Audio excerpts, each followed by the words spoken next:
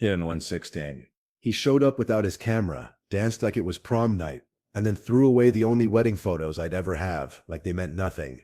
Charlotte knew Greg since high school. He was the artsy kid, always with a sketch pad or a lens in hand. So when she planned her wedding at a rustic lodge in Estes Park, Colorado, and needed a photographer on a budget, Greg seemed like a safe bet. He's practically family, she told everyone. But what Greg brought to the table wasn't exactly professionalism, more like table wine. The day started beautifully. Blue skies, soft jazz, flowers everywhere.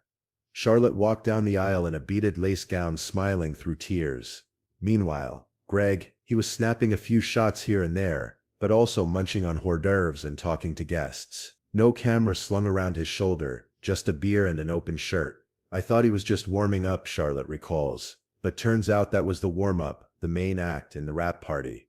By sunset, Charlotte noticed something off. Where was Greg during the cake cutting? Where was he during the first dance? Oh right, in the first dance, spinning around with her cousin Abby. When she confronted him the next morning, Greg's response was casual. You know, I was going for more of a candid vibe, less stiff, more spirit. Candid. Try non-existent. Out of a whole day of events, Charlotte received a small plastic bag with a handful of blurry prints. No ceremony shots, no portraits, not even a picture of the groom's mom, who flew in from Boston for the occasion. Charlotte was furious. She asked for the negatives. Greg said, "Oh, I think I tossed them, but I might have a few lying around." Tossed them, the negatives, of her wedding. That was the final straw. Charlotte marched to small claims court, with a stack of guest photos and a list of every moment Greg failed to capture. She wasn't just heartbroken, she was humiliated. I hired a friend, she told the judge. What I got was a freeloader with a dance addiction. Greg showed up in court with a coffee and a smug grin. It's all about energy, he said, and the guests had a great time. The judge raised an eyebrow. Did they get married? Or just attend your concert? As the gallery chuckled, the judge slammed the gavel. Let's see those photos if there are any. And that's when Greg reached into his backpack and pulled out a crumpled envelope. Sir, you were on the dance floor doing the cha-cha slide while the bride was cutting the cake. That's not candid, that's criminal. The courtroom got quiet as Greg handed over the wrinkled envelope like it was a peace offering. The judge slid out the contents, held them up and blinked. 12 prints. Half are blurry. The other half are someone's feet. Charlotte leaned forward, fists clenched. That's what I got after spending $600 on him and feeding him like family. Greg chuckled. Look, it's film. It's artistic. You don't always get what you expect, that's the magic. The judge raised an eyebrow. This isn't a gallery opening in Soho. This is a wedding. Did you or did you not promise 100+ photos of the ceremony, family and reception? Greg scratched his beard. I mean, I said I'd try, but the energy shifted, and people were just vibing. I had to lean into that. Charlotte's eyes went wide. Lean into what? You were dancing with my aunt during the bouquet toss. You missed everything. At this point the judge had heard enough. She ordered Greg to produce the rest of the negatives. Greg pulled out a tiny pouch crammed with loosely rolled film. These are it, he mumbled. A court clerk took the pouch, examined the rolls and nodded. 4 rolls, 2 are exposed. The others, blank. Blank, the judge echoed. Yes, Your Honor. Not even loaded correctly. Light leaks everywhere. Greg looked genuinely shocked. Wow, must have been that old camera. Vintage stuff's tricky.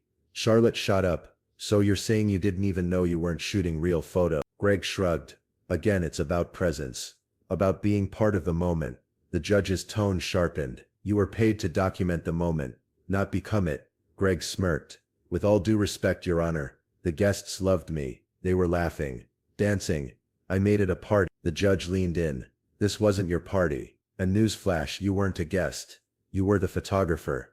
Charlotte handed over an album, one made entirely by guests. Despite shaky angles and bad lighting, at least they captured the vows, the kiss and the cake. The judge flipped through both Greg's so-called portfolio and the guest album. Let's play a game, she said. Spot the professional. Greg pointed at his own. Mine are more abstract. Less literal. Exactly, the judge said dryly. They're abstract because they don't exist. The audience laughed. Next, she said, we'll assess damages and decide if Greg's energy is worth a refund, or more. Charlotte whispered to herself, I don't want his money, I want my memories. But the courtroom wanted justice. And Greg, he had one more surprise in store. You can't claim to be a professional, when your entire wedding portfolio looks like it was shot during a blackout. The judge tapped her gavel once. Calmly, Mr. Greg Turner, please tell this court exactly what you think your services were worth. Greg adjusted his hoodie, yes, a hoodie in court, and said with absolute confidence, I gave her an experience. The vibe was incredible. Honestly, I'd charge more next time. Charlotte almost fell out of her chair. More? You didn't deliver anything, she snapped. You gave me 12 useless prints and a flash drive with nothing on it but a Spotify playlist. The judge's eyes narrowed. A playlist? Greg smiled. Yeah, I made a custom mix for the night.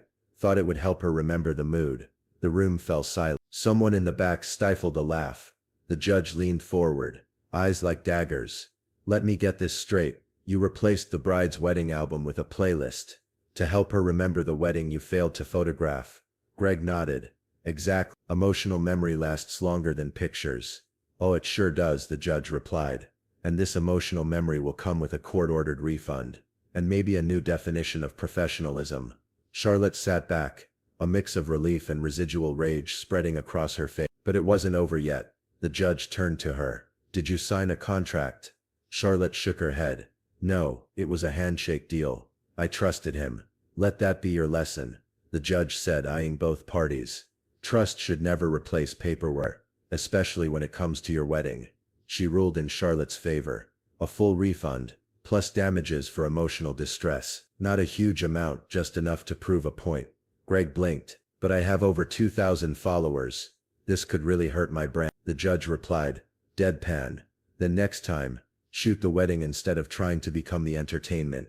Charlotte didn't smile. She didn't need to. She walked out with the truth, and a little justice. As for let's just say his next gig involved fewer weddings and a lot more Yelp reviews. Because in the end, when the camera clicks, the responsibility